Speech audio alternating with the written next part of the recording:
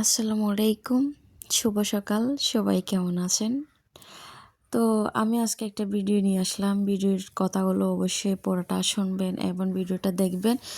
দেখতে, দেখতে একটা লাইক, কমেন্ট করে দেবেন যদি ভালো লাগে। যদি ভালো না লাগে ভিডিওটা এমনি পুরোটাই দেখবেন। লাইক, কমেন্ট করার কোনো দরকার নাই। একটা লাইক, কমেন্ট করলে আপনার জন্য ভালো, ওনার জন্য ভালো। কিন্তু আপনি যদি অনলাইনে ইনকাম করতে চান কিন্তু অন্য ভিডিও দেখবেন না, তাইলে হয় কি আপনি কখনোই আগাতে পারবেন না, কখনোই কিচ্ছু করতে পারবেন না, আপনি কখনোই সফলতা পাবেন না। সো আপনি ভিডিওটা পুরোটাই দেখবেন এবং সুন্দর একটা লাইক কমেন্ট করে দেবেন, তাহলে দেখবেন আপনার আইডিতে আমার ফলোয়ারগুলো আপনার আইডিতে চলে যাবে এবং আপনার এঙ্গেজমেন্ট বাড়বে। সো আমি এখানে দেখতেছেন চুটকি রান্না করতেছি। আমি একটা সময় ছিল চুটকি মাছের গন্ধ আমি সহ্য করতে পারতাম না। এখন আমার দুনিয়ার এত খাবার হচ্ছে, আমার চুটকি মাছটা অনেক বেশি ভালো লাগে।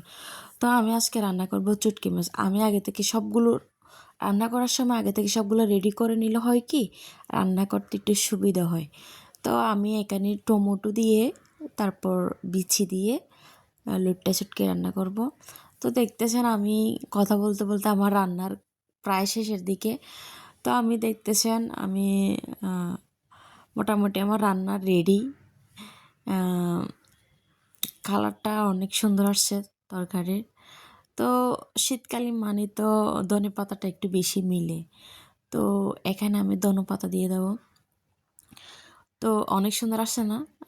হ্যাঁ, অনেক বেশি মজা হয়েছে। তো আমি একটু সুগার তরকারি কম খাই, তবে মাঝে মধ্যে একটু খাওয়ার চেষ্টা করতেছি এখন। আপনারাও আমার মতন বেশি ভাজা পোড়া খাবেন না, তাহলে শরীরের জন্য ক্ষতি, পেটের জন্য ক্ষতি। পরেও অনেক সমস্যা হতে পারে, রোগ সৃষ্টি হতে পারে। তো সাদামাটা ভাত খাওয়ার চেষ্টা করবেন এবং